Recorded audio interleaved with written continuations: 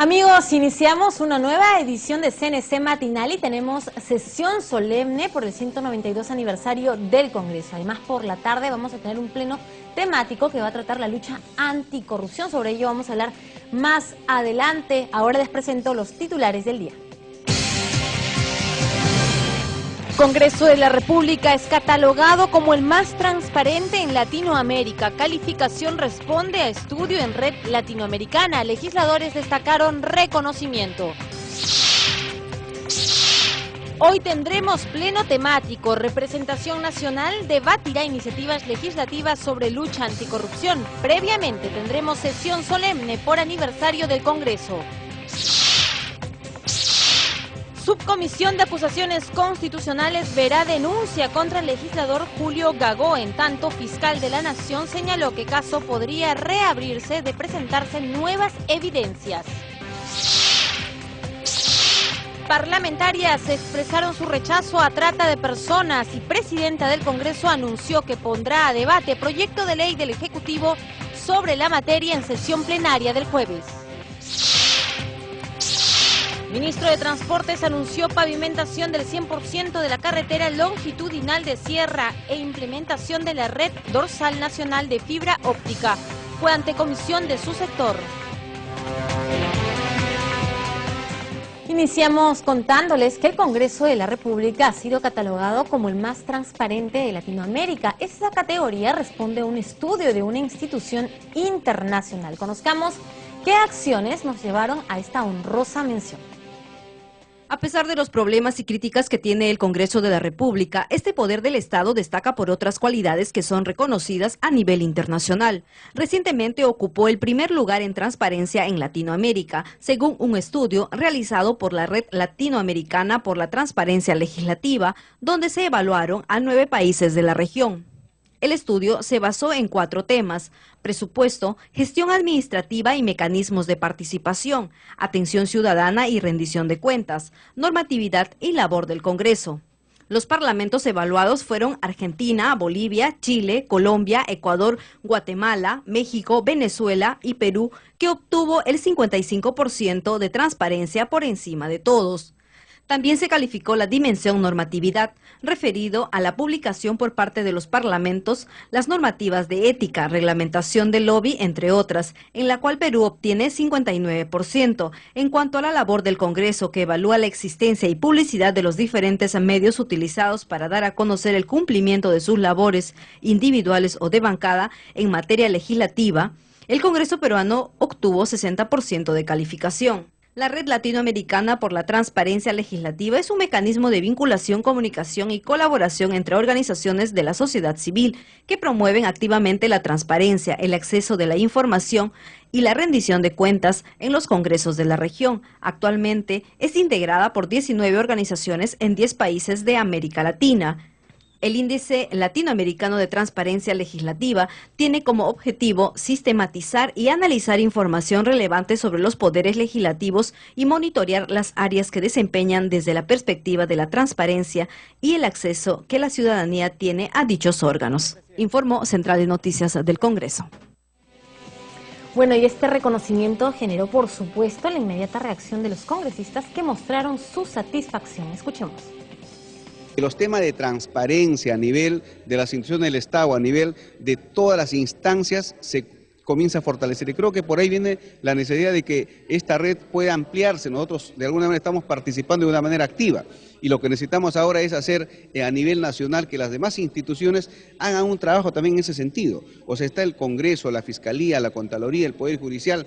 Todos los ministerios, todos absolutamente, incluyendo gobiernos regionales y locales, estamos obligados a transparentar la información. Debe motivar para seguir en este camino, porque si bien somos el Congreso más transparente de la región, no hemos alcanzado todavía los estándares básicos que se requieren para ser un parlamento transparente según esos indicadores. Así que hay un camino que recorrer y lo haremos, por supuesto, alentados por estos resultados. Esa transparencia permite ir demostrando que quienes roban, quienes hacen malversación de los fondos del Estado, y por eso que hay tantas denuncias. En otros países, te puedo asegurar de que ni siquiera les interesa informar y no descubren lo que todos están descubriendo en el Perú. Esto es un esfuerzo precisamente para tratar de levantar la imagen del Congreso, acercar el Congreso como primer poder del Estado y representante de la población y evidentemente también separar pues la paja del trigo. Bueno, y les habíamos contado más temprano que hoy tendremos una sesión solemne por el 192 aniversario de creación del Congreso. Y en la sesión vespertina se ha previsto un pleno temático. Se abordarán iniciativas legislativas contra la corrupción. Tenemos un adelanto de lo que veremos en las próximas horas. Entre los dictámenes que se pondrán a debate figura el de la Comisión de Justicia, que agrupa 6 proyectos de ley, las cuales proponen modificar los artículos 21 y 34, inciso 4, de la Ley 26397, Ley Orgánica del Consejo Nacional de la Magistratura, a fin de que puedan suspender, con goce de haber en sus funciones, a los magistrados sujetos a procesos disciplinarios o de ratificación para prevenir la utilización indebida del cargo. Asimismo, el dictamen de los proyectos 1321, 1620 y 1740 de las Comisiones de Trabajo y Justicia, que establece la prohibición de ejercer la facultad de nombramiento y contratación de personal en el sector público en casos de parentesco, incorporando como causales de nepotismo tener hijos comunes y la convivencia. También figura el dictamen de la Comisión de Constitución con la finalidad de prohibir la reelección inmediata de presidentes y vicepresidentes regionales, así como la de los alcaldes. Finalmente figura la moción 10.949, mediante el cual proponen que se conforme una comisión investigadora multipartidaria por el plazo de 180 días, contados desde su instalación, para investigar la influencia del narcotráfico en los partidos políticos. Previamente, a las 10 de la mañana, la representación nacional se reunirá en sesión solemne con motivo de conmemorarse los 192 años de creación del Congreso, y en el que se rendirá homenaje a los fallecidos expresidentes Henry Piz y Felipe Osterling. Se izarán las banderas de las 24 regiones del país como parte del programa. Mónica Paredes, Central de Noticias del Congreso. 7:50 de la mañana, uno de los primeros temas que abordará la Subcomisión de Acusaciones Constitucionales será la denuncia presentada contra el congresista Julio Gagó. Así lo informó el titular de ese grupo de trabajo, José Luna, tras su instalación. Veamos. En la sesión, el congresista Luna Gálvez solicitó a los integrantes de la Subcomisión de Acusaciones Constitucionales un trabajo en equipo con mayor responsabilidad y diligencia para calificar con equidad y justicia las 88 denuncias presentadas hasta la fecha ante ese grupo legislativo. Se espera que en 15 días los asesores técnicos culminen el proceso de revisión de todas las denuncias. Fue al ser consultado sobre el caso del legislador Julio Gagó. 15 días tendremos la información ya para poder ponerla a debate con los congresistas. Explicó que 28 de las acusaciones provienen de la gestión anterior. Los expedientes, informó, se harán llegar a cada uno de los integrantes de este grupo legislativo. Es pertinente hacer de su conocimiento que a la fecha existen 88 denuncias en la subcomisión anterior y las 60 restantes se encuentran pendientes de ser procesadas durante la presente legislatura. Se les hará llegar a la brevedad posible la relación de las 88 denuncias constitucionales, con el correspondiente estado en que se encuentran. En esta sesión de instalación que se realizó en la Sala Quiñones del Palacio Legislativo, participaron los congresistas Andrés García Belaúnde, Rolando Reategui, Tomás Zamudio, Teófilo Gamarra, Marta Chávez, Carla Scheffer, Mariano Portugal, José Díaz Dios, Javier Velázquez y Justiniano Apaza. Informó Susana Espinosa, Central de Noticias del Congreso. Sobre este mismo tema, el fiscal de la Nación, Carlos Ramos, aclaró que las investigaciones al legislador Gagó podrían ser reabiertas de haber nuevas evidencias. Escuchemos. El proceso contra el congresista Gagó es un proceso que está pendiente, tiene un archivo provisional. La ley le faculta a cualquier entidad competente a remitir nuevas pruebas y de acuerdo al artículo 335 del Código Procesal Penal se produce la institución del reexamen. Vuelvo a repetir que sí se podría reabrir la investigación. No es un proceso archivado en forma definitiva. Bueno, y ayer estuvo por el Congreso de la República el ministro de Transportes, José Gallardo. Anunció la creación de la Unidad táctica para el desarrollo de la carretera central y también la pavimentación del 100% de la carretera longitudinal. Veamos parte de su alocución.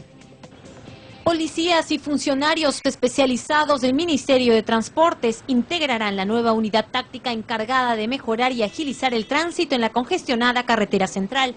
Así lo anunció el ministro de Transportes, José Gallardo Cú, quien se presentó ante la comisión del mismo sector para exponer políticas de su gestión. Las restricciones y regulaciones, el manejo de accidentes, el manejo de nevadas, ¿no? El manejo de congestiones.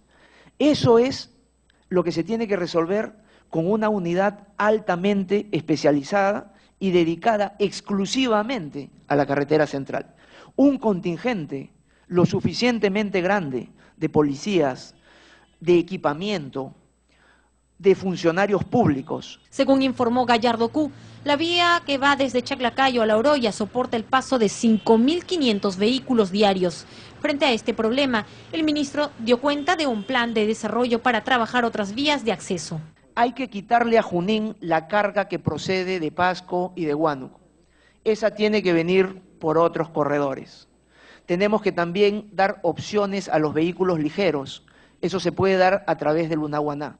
Pero es importante, a través de un proyecto Perú 2 de Lunahuaná, Yauyos, Cañete, Lunahuaná, Yauyos, Chupaca, en realidad se van a descubrir otras rutas. El titular de Transportes informó además sobre el plan de integración interdepartamental, poniendo como ejemplo la Amazonía.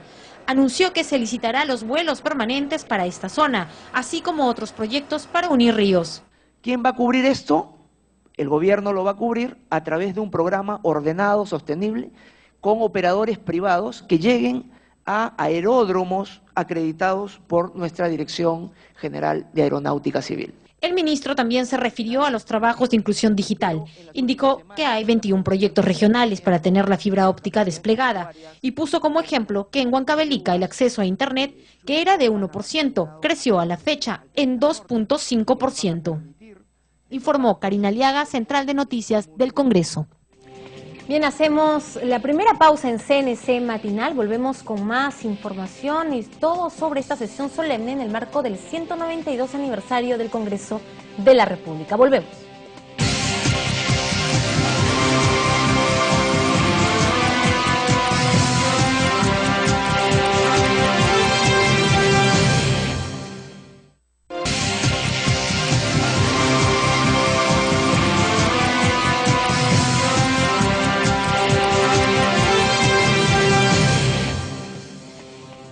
En punto de la mañana, es momento de presentar los titulares del día.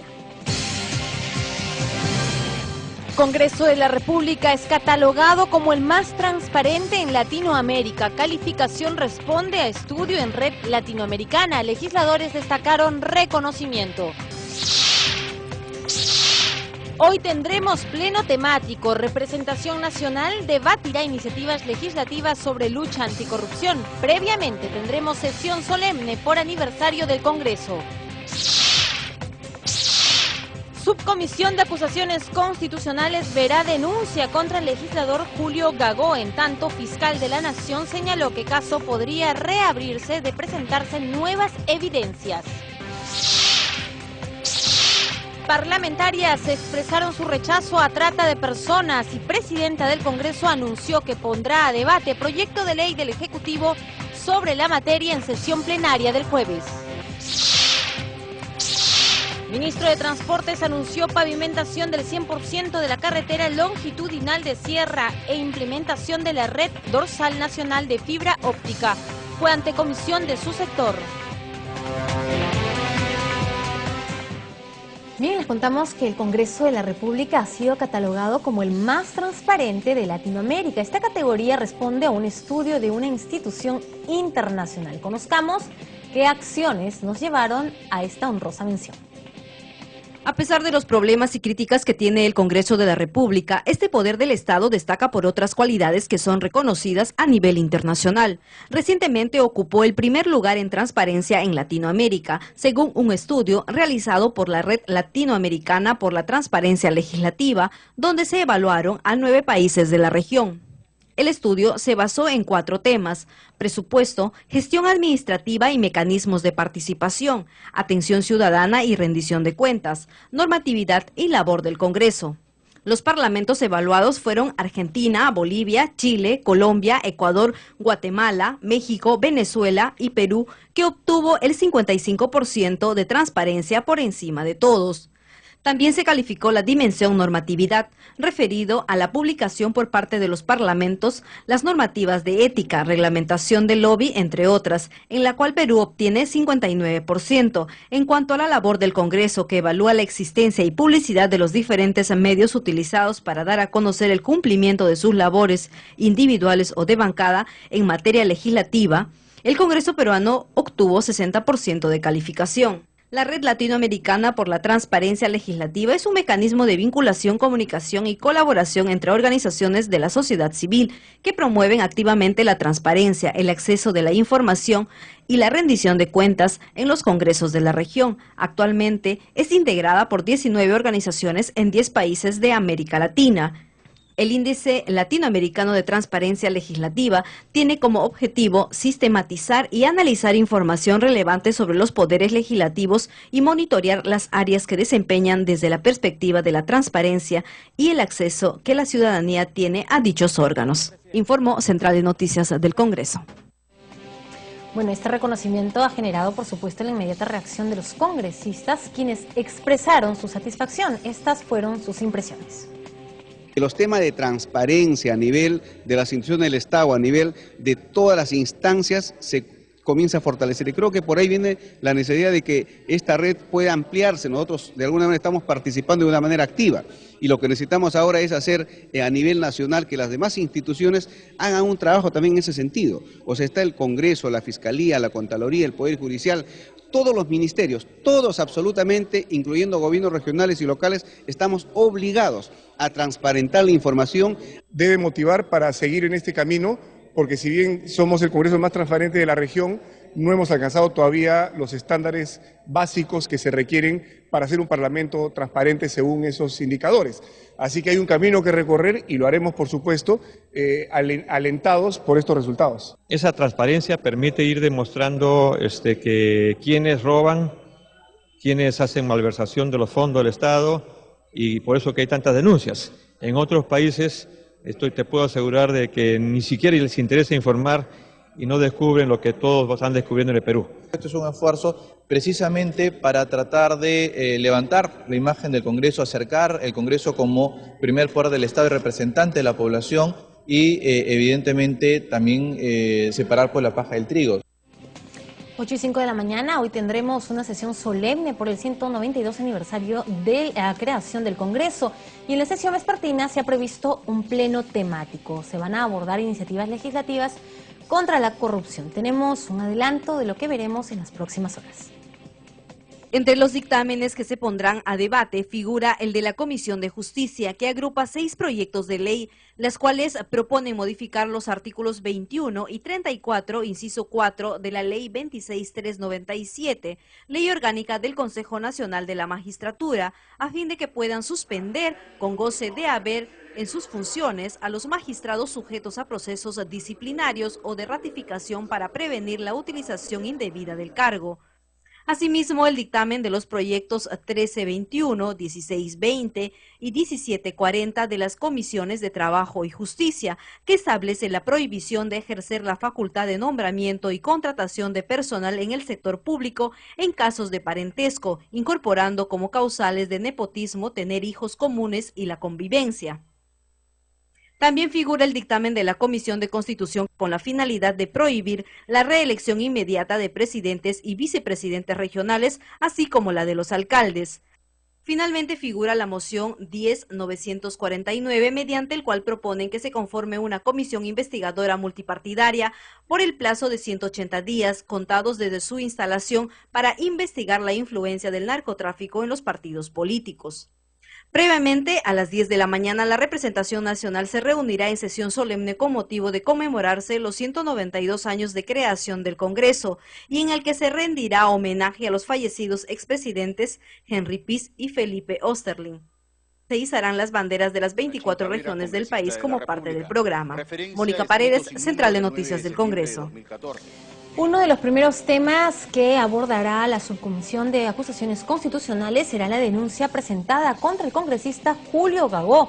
Así lo ha informado el titular de este grupo de trabajo, José Luna, tras su instalación. Veamos. En la sesión, el congresista Luna Gálvez solicitó a los integrantes de la Subcomisión de Acusaciones Constitucionales un trabajo en equipo con mayor responsabilidad y diligencia para calificar con equidad y justicia las 88 denuncias presentadas hasta la fecha ante ese grupo legislativo. Se espera que en 15 días los asesores técnicos culminen el proceso de revisión de todas las denuncias. Fue al ser consultado sobre el caso del legislador Julio Gagó. 15 días tendremos la información ya para poder ponerla a debate con los congresistas. Explicó que 28 de las acusaciones provienen de la gestión anterior. Los expedientes, informó, se harán llegar a cada uno de los integrantes de este grupo legislativo.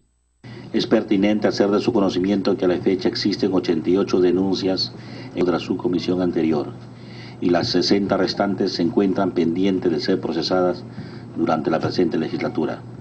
Se les hará llegar a la brevedad posible la relación de las 88 denuncias constitucionales con el correspondiente estado en que se encuentran.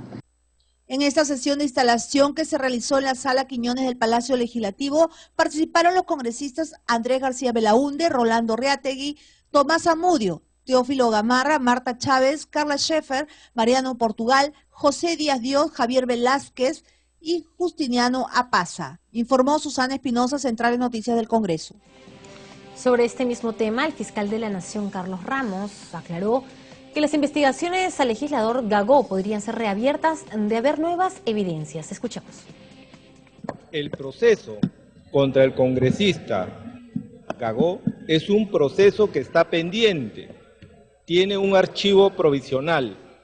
La ley le faculta a cualquier entidad competente a remitir nuevas pruebas y de acuerdo al artículo 335 del Código Procesal Penal se produce la institución del reexamen. Vuelvo a repetir que sí se podría reabrir la investigación. No es un proceso archivado en forma definitiva. Ayer fue una fecha muy importante. Se conmemoró el Día contra la Trata de Personas y congresistas de diversas bancadas, encabezadas por la titular del Parlamento, Ana María Solórzano, expresaron su rechazo ante este flagelo en todas sus modalidades. Veamos.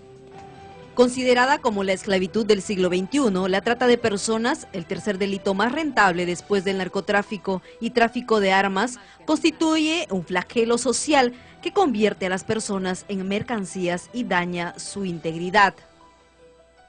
Justamente, el Congreso de la República fue escenario de un encuentro en el que se presentaron diversas propuestas para enfrentar este grave problema que afecta a mujeres y niños.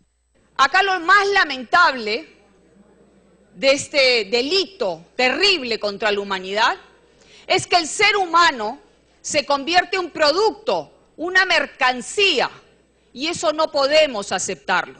Durante la actividad encabezada por la presidenta del Parlamento, Ana María Solórzano, la legisladora Carla Scheffer explicó detalles de su proyecto para mejorar la tipificación de este delito.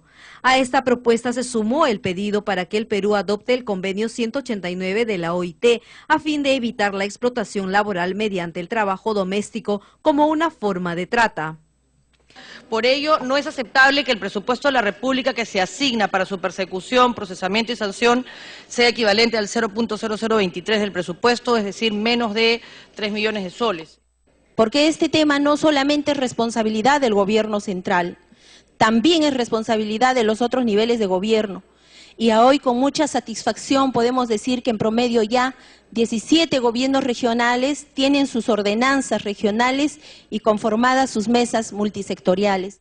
Yo he tenido oportunidad de estar en Tarapoto, en Iquitos, en Yurimaguas, en Bagua, y he visto casos espeluznantes de madres que han canjeado sus hijos por cocinas, de madres que han canjeado sus hijas por frigideros. El anuncio vino desde el Ejecutivo. La ministra de la Mujer informó que el próximo año se instalarán 4 fiscalías especializadas en trata de personas y se instalará un centro para la rehabilitación de las víctimas. Esta especialización a nivel de fiscalías va a permitir enfrentar la problemática con mucho mayor eficiencia. Se entiende que las prioridades van a tener las regiones de Madre de Dios, de Loreto, de Lima, y confiemos que también podámoslo tener en la frontera con Ecuador, en Tumbes. No se puede permitir que niños ingresen a hoteles con personas desconocidas. Eso merece también sanciones para los administradores de esos establecimientos que permiten este tipo de situación. El defensor del pueblo recomendó que se modifique la legislación para una mejor tipificación del delito y que incremente el presupuesto para enfrentar este problema. La redacción actual de este delito genera confusión con otras figuras penales con penas benignas, como el proxenetismo o el favorecimiento a la prostitución, que han dado pie a muchos casos de impunidad o incluso de corrupción. El combate contra la trata de personas recibe también apoyo del exterior. El embajador de los Estados Unidos reveló que su país brinda capacitación a policías, fiscales y jueces. Ya hemos acordado, la ministra de la Mujer y yo, que vamos a trabajar también en el tema de los albergues, y eso va a ser algo muy importante para nosotros. Muchas gracias. Durante el evento se conoció que desde el 2007 se han reportado 1.976 casos de trata de personas, informó Central de Noticias del Congreso. 8:13 de la mañana, nuestro compañero Ricardo Alba conversó con el congresista Josué Gutiérrez. Nos dio detalles de su visita a la zona de Alto Guayaga a fin de verificar la lucha contra el narcotráfico y el desarrollo de los cultivos alternativos. Esta es la entrevista del día.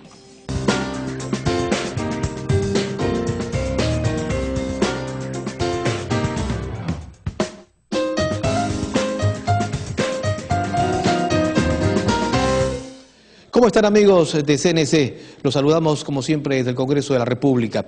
Acaba de terminar la semana de representación en que los parlamentarios se han dirigido a sus localidades donde fueron electos para realizar justamente trabajos.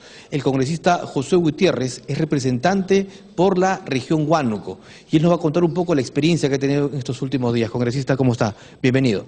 ¿Cómo estás? Qué gusto. Bueno, informar respecto a cómo se viene desarrollando la actividad parlamentaria al interior del país es muy importante, sobre todo porque lleva hacia la opinión pública el reconocimiento de que hay una labor. Y en el caso del Alto Guayaga, el tratamiento es mucho más diferenciado, habida cuenta que la tarea del gobierno, la tarea de toda la clase política ha sido, en primero, no solamente erradicar el narcotráfico, que de por sí ha sido para nosotros el flagelo más perverso, más difícil que hemos tenido que soportar, y que gracias a Dios en todas esas zonas donde había la presencia del narcotráfico, el cultivo de la hoja de coca, post erradicación hemos hecho un esfuerzo enorme de parte del Estado. La presencia del legislativo ha sido fundamental en determinar algunos espacios de tratamiento especial, como en este caso la participación del mismo de vida, de los programas como el Proyecto Especial Alto Guayaga, el Ministerio de Agricultura, que ahora por primera vez lidera la política agraria que no existía en antaño, ha desarrollado sin lugar a dudas un componente totalmente distinto. El CODE Guayaga, por su parte, ha venido trabajando. Entonces, circunscribirnos a una parte de la semana de representación, porque no fue toda, y ver in situ el detalle centro poblado por centro poblado, en esos lugares donde antes era imposible ingresar a la policía o a la misma población, salvo que tuviera algún conocido o fuera del lugar, ¿no? Hoy día es de muy fácil acceso. Ellos están ávidos a establecer un mecanismo de diálogo constante y permanente, ¿no? Vemos que la erradicación de los cultivos de hoja de coca y los programas alternativos han funcionado con efectividad en esas zonas del Alto Guayaga. La población del Alto Guayaga ha tomado una decisión, no más hoja de coca, ¿no? Y frente a esa decisión, el Estado ha ido haciendo un soporte, desarrollando una política agraria para dinamizar el tema de la producción de palma aceitera en la zona de Paraíso, que está al costado de Uchiza. Más atrás, en Yanajanca, el tema también de palma, pero con mayor énfasis el cacao. En la zona de La Morada, de la parte del fondo, café y también cacao con mayor cantidad. El cacao, las La palma, el cacao son cultivos de mediano plazo porque su proceso de maduración demanda 3, 4 años y para que empiecen ya a tener fortaleza a partir del año 4 o 5, ¿no? Sin embargo, lo que hemos visto es que durante este tiempo se ha venido desarrollando un cultivo interesante que es el plátano, que ha sido la caja chica o el soporte económico para toda esta temporada. Y lo que estamos haciendo entonces es ver con mayor interés lo que va a ser el desarrollo de la gran producción en total de más de 3.000 hectáreas de palma aceitera, más de 1.500 hectáreas de cacao. Tenemos también el tema del café, que ha tenido un problema difícil con la roya amarilla y que ahora se está haciendo un replante con nuevas semillas resistentes justamente a la roya. La asistencia técnica de agricultura tiene que ser vital en ese camino.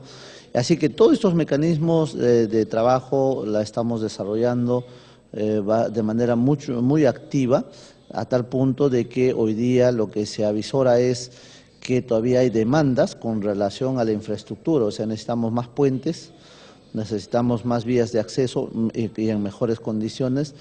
De tal manera que lo que instalamos en este gobierno, el puente para ingresar a La Morada, ha sido vital porque no había, después de hace 54 años en Tingo María, que se hizo el puente que pasa Tingo María Castillo Grande, ¿no? Después de 54 años tenemos ahora un nuevo puente que es el de La Morada y que sin duda permite que se articule todo el proceso de producción en grandes cantidades de toneladas con el tema del mercado. Ahora, el mercado, ¿qué nicho se está cubriendo? ¿El nacional o también estamos ya saliendo hacia el extranjero? A ver, en el tema del cacao, el mercado mayor, el mercado más interesante es el exterior. Europa es muy interesado en todo lo que es el tema del cacao y felizmente la certificación que se le ha entregado a la cooperativa Naranjillo con relación a su producto de exportación es muy interesante. También ahora ha ingresado con mucha fuerza la cooperativa de la Divisoria. Hay 2, 3 cooperativas que están ya en función también al despegue justamente en la zona del Alto Guayaga, en la parte que corresponde a Cholón y parte a José Crepo Castillo, Aucayacu. Entonces creemos que fortaleciendo esos núcleos, esos criterios de asociatividad que hoy día ha entendido el agricultor es el mecanismo que le permite competir con mayor éxito, creo que vamos a consolidar la zona. Sin duda, todavía tenemos pendiente cubrir las demandas con relación a las vías de integración y a los puentes que son, pues, o sea, no se podía entender cómo después de 54 años recién estamos instalando un puente más en ese tramo desde, ¿qué le digo?, desde la zona desde el Guayaga, del naciente Guayaga, hasta la zona pasando antes de Tocache, ¿no?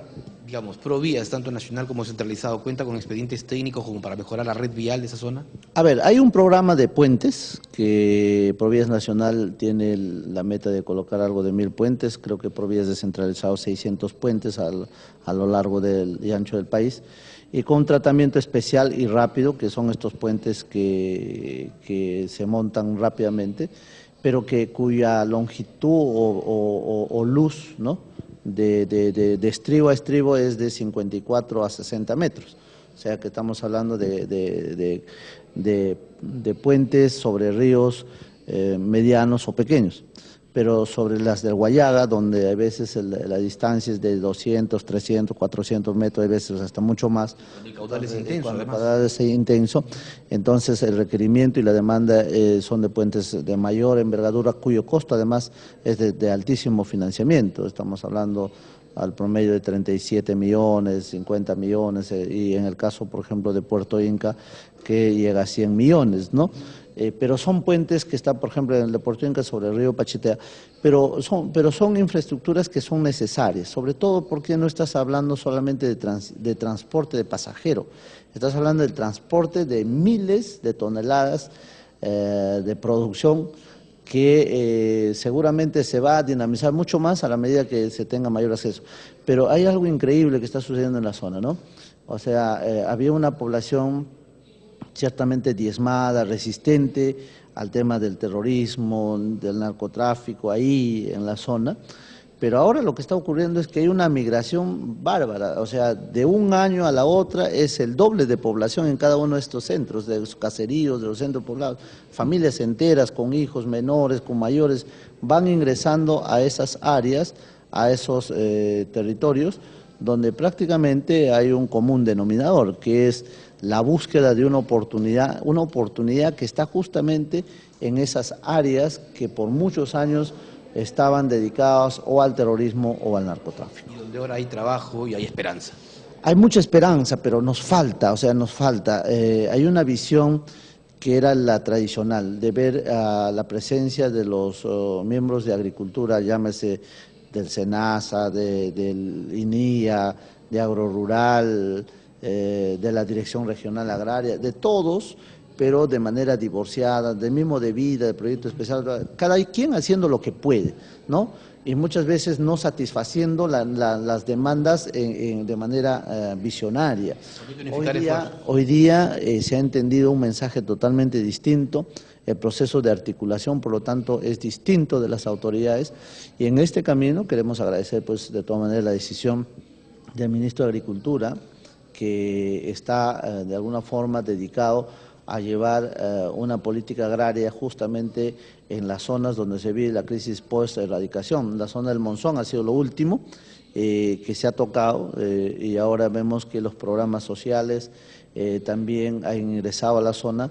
El cultivo del plátano, repito, es el soporte alimenticio en estos momentos, o sea, esta es la caja chica que permite soportar esta crisis de momento, pero tenemos al futuro una inversión inmensa en temas de cacao, café, y en la parte del Monzón, en el frente, al costado del río Monzón, ya con bastante presencia el tema del arroz, y que nosotros, arroz y yuca en gran cantidad, pero las modernas, ¿no?, las que tienen un alto costo, y que seguramente esto va a permitir tener una economía por ahora todavía un poco lenta, pero a la medida que empiece la gran producción de las miles de hectáreas que ya están ahí listos para ingresar a las cosechas, va a mejorar aún más y revolucionar, si se quiere, la vida de la población que por mucho tiempo, repito, ha estado confinado al olvido, confinado a la tristeza, pero hoy, gracias a Dios, con un poco de aliento y de esperanza, ¿no?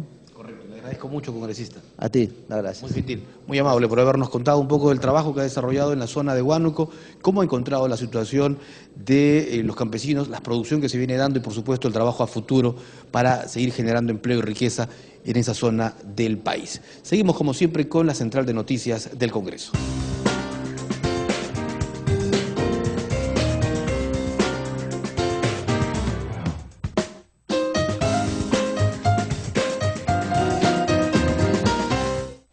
Ocho y 24 de la mañana, hacemos una nueva pausa en CNC Matinal. No se muevan, regresamos con más información y todo lo que se va a desarrollar en el marco del 192 aniversario del Congreso de la República. Volvemos con más información.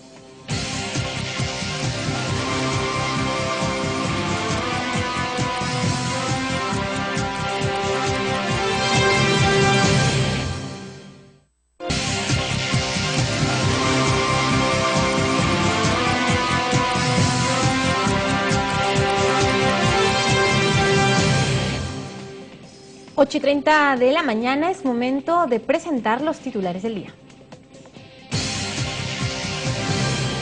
Congreso de la República es catalogado como el más transparente en Latinoamérica. Calificación responde a estudio en Red Latinoamericana. Legisladores destacaron reconocimiento. Hoy tendremos pleno temático. Representación Nacional debatirá iniciativas legislativas sobre lucha anticorrupción. Previamente tendremos sesión solemne por aniversario del Congreso.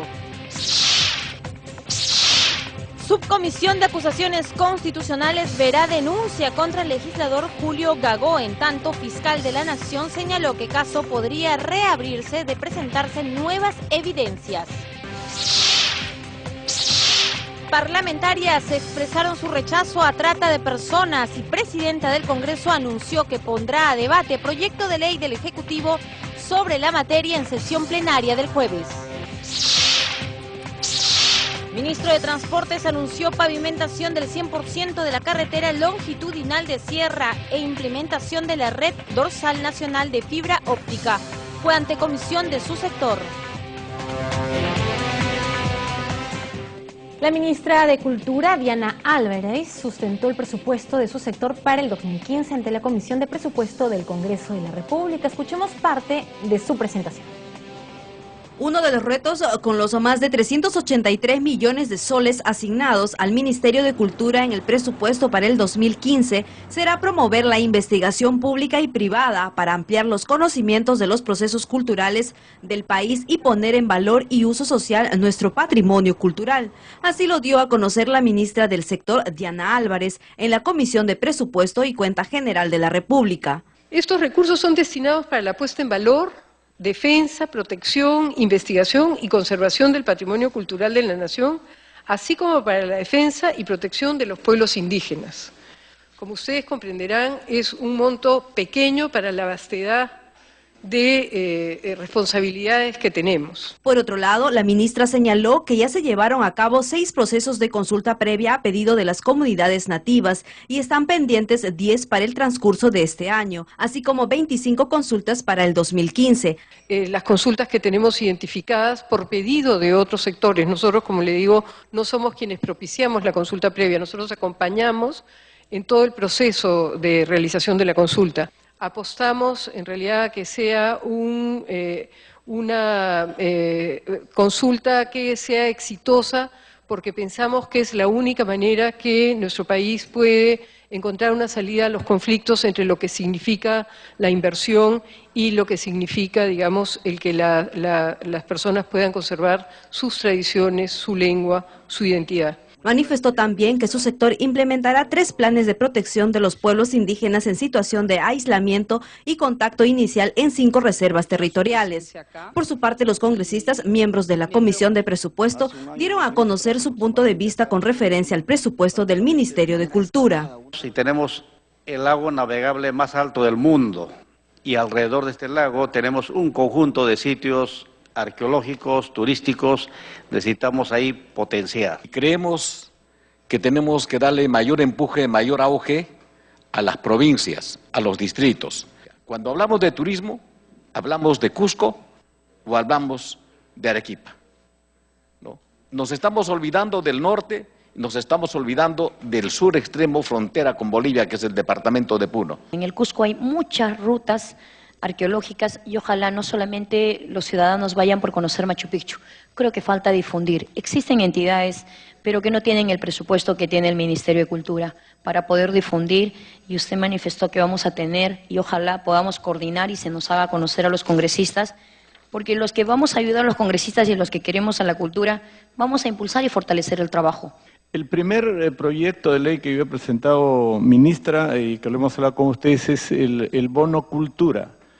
¿Cómo que dentro de los programas sociales, cómo que dentro del presupuesto del ministerio podemos llegar a esa clase alejada, a esa población abandonada, a esa población que no tiene recursos, con algo de cultura? Diana Álvarez manifestó que fortalecerá las direcciones desconcentradas de cultura, así como también impulsará la construcción del Museo Nacional del Perú.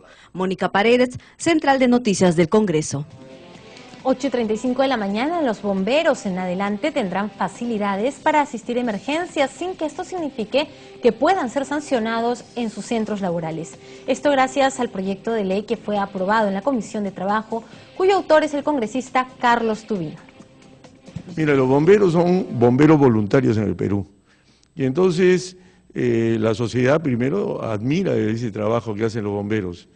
Es un trabajo que no es remunerado, pero que es muy valorado por todos los peruanos. Entonces, en ese sentido, ¿qué vimos?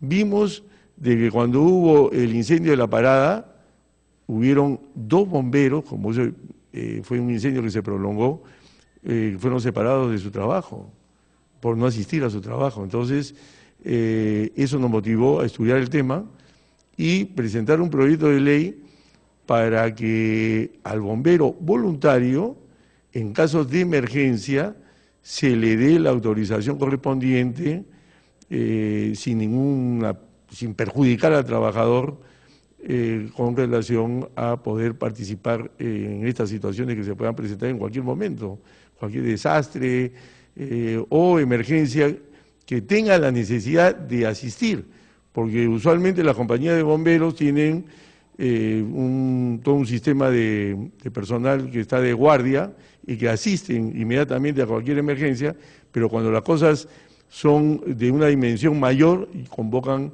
a toda la compañía. ¿Cuántas horas en realidad tendría, si se aprobara este proyecto de ley ante el Pleno, cuántas horas le darían a este trabajador que cumple esa labor voluntaria como bombero? Usted hablaba de 56 horas al año. ¿Cómo es que de alguna manera estos se van a recompensar en todo caso? Es que este es un proyecto de ley que se ha ido modificando. Y se ha ido modificando porque acá en el Congreso, cuando un legislador presenta un proyecto de ley, se pide opiniones. Entonces, opinan diferentes organismos con relación al proyecto de ley. Entonces, este proyecto de ley, que primero no tenía un límite de horas, luego de recibir estas opiniones, que vienen del Ministerio de Trabajo, Ministerio de Economía, en fin, se llegó al consenso de poner un límite, 56 horas al año. Y adicionalmente, también en estas gestiones para llegar a consensos y que este proyecto de ley pueda ingresar después al Pleno del Congreso y ser aprobado rápidamente y evitar interpretaciones equivocadas. Entonces, ¿qué cosa se ha llegado? Para también tener en consideración al empleador, no solamente al bombero voluntario. Entonces, si el bombero voluntario sale a una emergencia, debe compensar esas horas que deja de trabajar. Entonces, ¿y cómo lo compensa? Puede compensarlo, si lo quiere, con sus vacaciones, si no, con horas extras, de acuerdo a como convenga con su empleador. Pero entonces, al año son 56 horas. Así es, 56 horas. Y entonces, eso es lo que dice la ley, o que ha sido aprobada en la Comisión de Trabajo. Falta que esta ley se vea acá en el Pleno del Congreso. Pero como está redactada, habiendo escuchado todas las voces atrás de este proyecto de ley, a todos los que han sido consultados, habiendo consensuado voluntades, yo creo que esta ley se va a aprobar rápidamente en el Pleno del Congreso. El Congreso de la República ha sido catalogado como el más transparente de Latinoamérica. Esta categoría responde a un estudio de una institución internacional. Conozcamos qué acciones nos llevaron a esta honrosa mención. A pesar de los problemas y críticas que tiene el Congreso de la República, este poder del Estado destaca por otras cualidades que son reconocidas a nivel internacional. Recientemente ocupó el primer lugar en transparencia en Latinoamérica, según un estudio realizado por la Red Latinoamericana por la Transparencia Legislativa, donde se evaluaron a 9 países de la región. El estudio se basó en 4 temas: presupuesto, gestión administrativa y mecanismos de participación, atención ciudadana y rendición de cuentas, normatividad y labor del Congreso. Los parlamentos evaluados fueron Argentina, Bolivia, Chile, Colombia, Ecuador, Guatemala, México, Venezuela y Perú, que obtuvo el 55% de transparencia por encima de todos. También se calificó la dimensión normatividad, referido a la publicación por parte de los parlamentos, las normativas de ética, reglamentación del lobby, entre otras, en la cual Perú obtiene 59%. En cuanto a la labor del Congreso, que evalúa la existencia y publicidad de los diferentes medios utilizados para dar a conocer el cumplimiento de sus labores individuales o de bancada en materia legislativa, el Congreso peruano obtuvo 60% de calificación. La Red Latinoamericana por la Transparencia Legislativa es un mecanismo de vinculación, comunicación y colaboración entre organizaciones de la sociedad civil que promueven activamente la transparencia, el acceso de la información y la rendición de cuentas en los congresos de la región. Actualmente es integrada por 19 organizaciones en 10 países de América Latina. El Índice Latinoamericano de Transparencia Legislativa tiene como objetivo sistematizar y analizar información relevante sobre los poderes legislativos y monitorear las áreas que desempeñan desde la perspectiva de la transparencia y el acceso que la ciudadanía tiene a dichos órganos, informó Central de Noticias del Congreso. Este reconocimiento generó, por supuesto, una inmediata reacción de los congresistas, quienes expresaron su satisfacción. Estas fueron algunas de sus impresiones. Los temas de transparencia a nivel de las instituciones del Estado, a nivel de todas las instancias, se comienza a fortalecer. Y creo que por ahí viene la necesidad de que esta red pueda ampliarse. Nosotros de alguna manera estamos participando de una manera activa y lo que necesitamos ahora es hacer a nivel nacional que las demás instituciones hagan un trabajo también en ese sentido. O sea, está el Congreso, la Fiscalía, la Contraloría, el Poder Judicial, todos los ministerios, todos absolutamente, incluyendo gobiernos regionales y locales, estamos obligados a transparentar la información.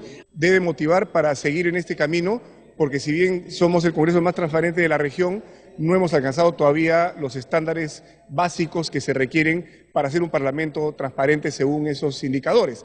Así que hay un camino que recorrer y lo haremos, por supuesto, alentados por estos resultados. Esa transparencia permite ir demostrando que quienes roban, quienes hacen malversación de los fondos del Estado, y por eso que hay tantas denuncias. En otros países te puedo asegurar de que ni siquiera les interesa informar y no descubren lo que todos están descubriendo en el Perú. Esto es un esfuerzo precisamente para tratar de levantar la imagen del Congreso, acercar el Congreso como primer poder del Estado y representante de la población y evidentemente también separar pues la paja del trigo. Como les habíamos contado más temprano, hoy tendremos una sesión solemne por el 192 aniversario de creación del Congreso de la República y también por la tarde tendremos una sesión vespertina, donde se ha previsto un pleno temático. Se van a abordar iniciativas legislativas contra la corrupción. Tenemos un adelanto de lo que veremos en las próximas horas.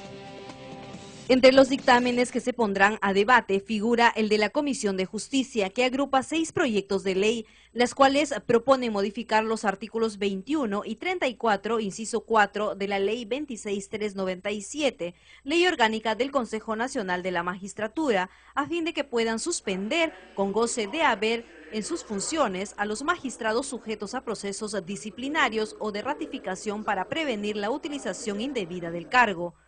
Asimismo, el dictamen de los proyectos 1321, 1620 y 1740 de las Comisiones de Trabajo y Justicia, que establece la prohibición de ejercer la facultad de nombramiento y contratación de personal en el sector público en casos de parentesco, incorporando como causales de nepotismo tener hijos comunes y la convivencia.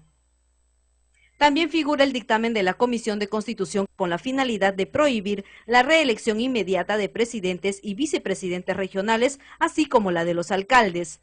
Finalmente figura la moción 10.949, mediante el cual proponen que se conforme una comisión investigadora multipartidaria por el plazo de 180 días, contados desde su instalación, para investigar la influencia del narcotráfico en los partidos políticos. Previamente, a las 10 de la mañana, la representación nacional se reunirá en sesión solemne con motivo de conmemorarse los 192 años de creación del Congreso y en el que se rendirá homenaje a los fallecidos expresidentes Henry Piz y Felipe Osterling. Se izarán las banderas de las 24 regiones del país como parte del programa. Mónica Paredes, Central de Noticias del Congreso. 8:44 de la mañana, uno de los primeros temas que abordará la Subcomisión de Acusaciones Constitucionales será la denuncia presentada contra el congresista Julio Gagó. Así lo informó el titular de este grupo de trabajo, José Luna, tras su instalación. Veamos.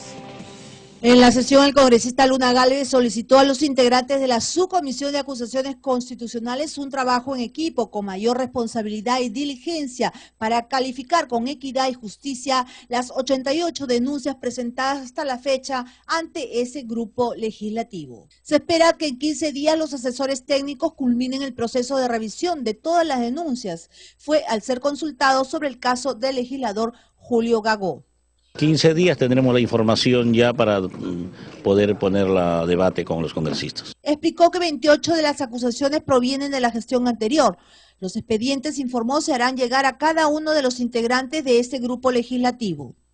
Es pertinente hacer de su conocimiento que a la fecha existen 88 denuncias en otra subcomisión anterior y las 60 restantes se encuentran pendientes de ser procesadas durante la presente legislatura. Se les hará llegar a la brevedad posible la relación de las 88 denuncias constitucionales con el correspondiente estado en que se encuentran. En esta sesión de instalación que se realizó en la Sala Quiñones del Palacio Legislativo, participaron los congresistas Andrés García Belaúnde, Rolando Reategui, Tomás Amudio, Teófilo Gamarra, Marta Chávez, Carla Scheffer, Mariano Portugal, José Díaz Dios, Javier Velázquez y Justiniano Apaza. Informó Susana Espinosa, Centrales Noticias del Congreso. Sobre este mismo tema, el fiscal de la Nación, Carlos Ramos, aclaró que las investigaciones al legislador Gagó podrían ser reabiertas de haber nuevas evidencias. Escuchemos. El proceso contra el congresista Gagó es un proceso que está pendiente, tiene un archivo provisional. La ley le faculta a cualquier entidad competente a remitir nuevas pruebas y de acuerdo al artículo 335 del Código Procesal Penal se produce la institución del reexamen. Vuelvo a repetir que sí se podría reabrir la investigación. No es un proceso archivado en forma definitiva. Aniversario del Congreso de la República, la catedrática española Ángeles Garrote disertó sobre la representación parlamentaria, respuesta a la expectativa ciudadana. Veamos. La presidenta del Congreso, Ana María Solórzano, reiteró su predisposición para respaldar las mejoras en el trabajo institucional, en concordancia con las necesidades de la ciudadanía. Así lo aseguró al inaugurar la conferencia magistral Representación Parlamentaria, respuesta a la expectativa ciudadana. Estamos seguros que estos foros son las instancias donde generamos el espacio propicio para reflexionar y discutir los alcances y limitaciones de un tema tan importante como el que nos ocupa hoy día. Y nos da también la oportunidad de compartir experiencias y desarrollar nuevas tareas.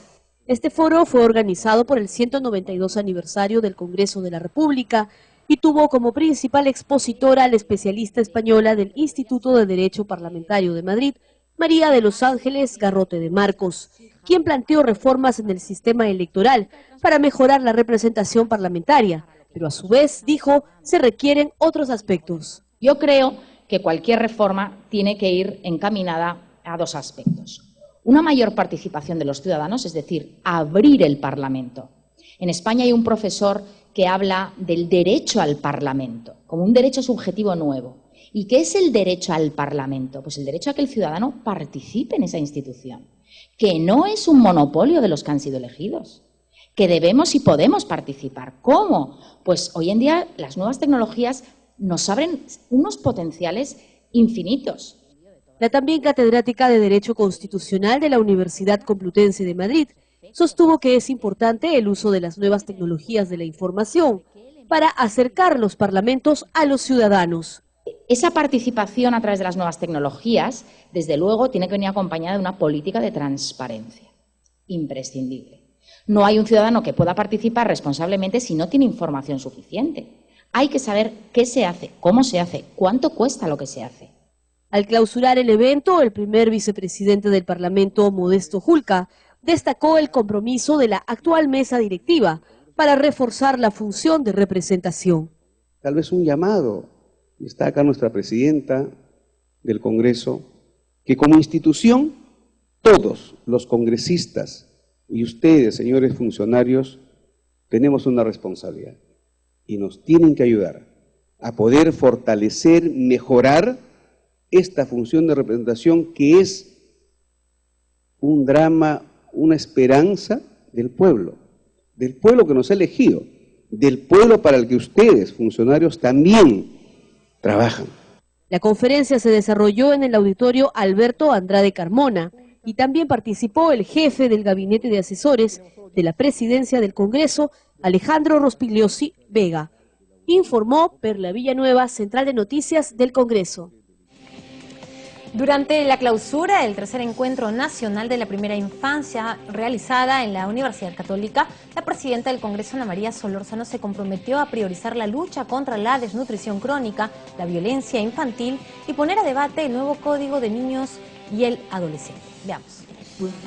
La desnutrición crónica es uno de los males que más afecta a las regiones con mayor índice de pobreza en el país y por ende a la población más vulnerable, es decir, niños y adolescentes.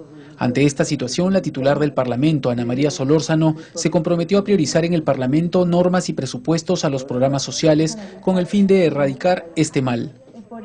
Este anuncio lo hizo en la clausura del tercer Encuentro Nacional de la Primera Infancia, organizado por el Grupo Impulsor Inversión en la Infancia, bajo la coordinación del padre Gastón Garatea. Desde el Congreso de la República les manifiesto mi voluntad y mi compromiso para que todas estas normas que permitan la igualdad, aquellas normas que combatan la desnutrición, aquellas normas que permitan que se aprueben ahora el presupuesto en noviembre, tenemos un gran rol y una gran tarea, porque el Congreso de la República va a debatir este noviembre el presupuesto a nivel nacional, presupuesto en todos los sectores. Agregó que todos los sectores del Estado y sociedad civil deben unir esfuerzos para plasmar soluciones a favor de nuestra niñez. Que tengamos y unamos esfuerzos a plasmar cuál es nuestra tarea el día de hoy.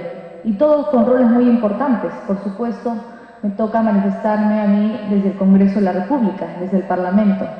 Está por debatirse en los próximos días un nuevo Código de Niños y Adolescentes. Un código que se ha discutido por muchos meses en la Comisión de Justicia, de la cual fui parte. A su turno, el padre Gastón Garatea demandó a que cada niño tenga un trato digno por parte de las personas mayores.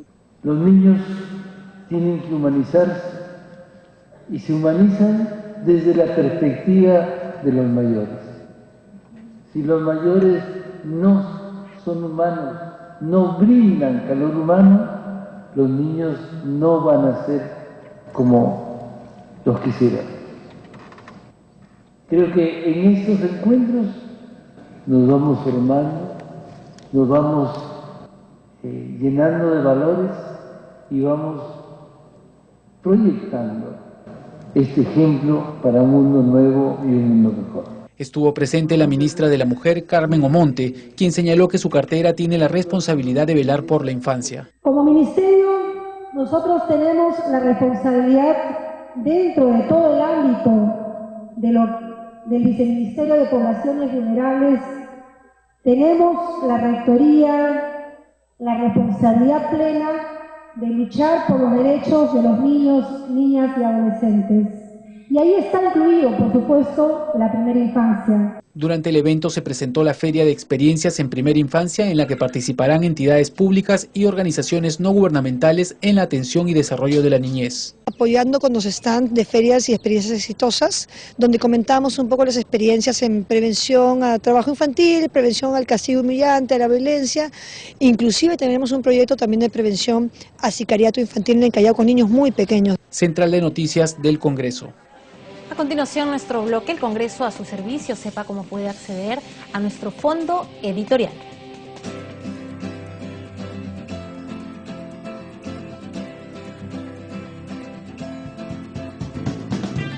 El Congreso de la República cuenta con un fondo editorial que tiene a su cargo la publicación de libros de diversos temas: político, jurídico, social y cultural. El Fondo Editorial del Congreso divulga obras que contribuyen a ampliar la reflexión ciudadana sobre cultura peruana, política, así como tradiciones e historia de personajes ilustres de la nación. Pero además edita textos sobre la acción legislativa, de control y de representación. También prioriza la publicación de libros que contribuyen a la consolidación de un pensamiento nacional y universal. La producción del fondo se divide en 6 series. Visiones del Perú, publica síntesis e imágenes sobre el Perú en la era global. Reconocimientos, rinde homenaje a las comunidades étnicas, personajes e instituciones fundamentales de la peruanidad. Pensamiento peruano, rescata la obra de aquellos hombres cuya reflexión ha resultado decisiva para generar nuevas aproximaciones críticas a la realidad peruana. Estudios jurídicos, publica temas jurídicos y constitucionales de la nación. Documentos parlamentarios, difunde el trabajo de las comisiones parlamentarias y textos sobre la marcha de la agenda legislativa. Congreso de la República e Inquisición del Perú, publica temas sobre la historia y el desarrollo institucional del Congreso de la República y la Inquisición en el Perú. Usted puede encontrar información sobre las publicaciones del Fondo Editorial, sus precios y cómo adquirir los libros en la página web del Congreso. Ingresa a www.congreso.gov.pe haz clic en el link Proyección Cultural y luego en Fondo Editorial.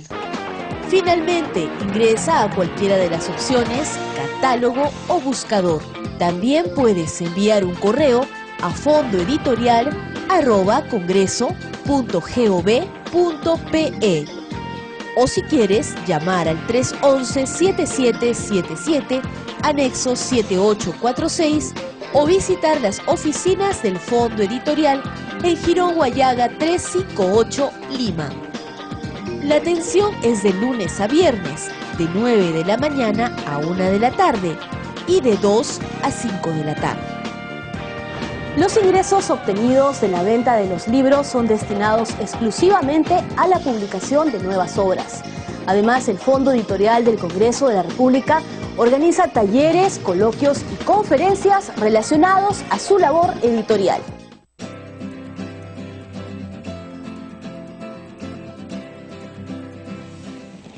Y no hay tiempo para más, nosotros nos despedimos y nos reencontramos mañana muy temprano. Los dejamos con los titulares del día. Recuerden que a las 10 de la mañana tenemos sesión solemne por el aniversario y creación del Congreso de la República. Los dejamos. Congreso de la República es catalogado como el más transparente en Latinoamérica. Calificación responde a estudio en Red Latinoamericana. Legisladores destacaron reconocimiento. Hoy tendremos pleno temático. Representación Nacional debatirá iniciativas legislativas sobre lucha anticorrupción. Previamente tendremos sesión solemne por aniversario del Congreso.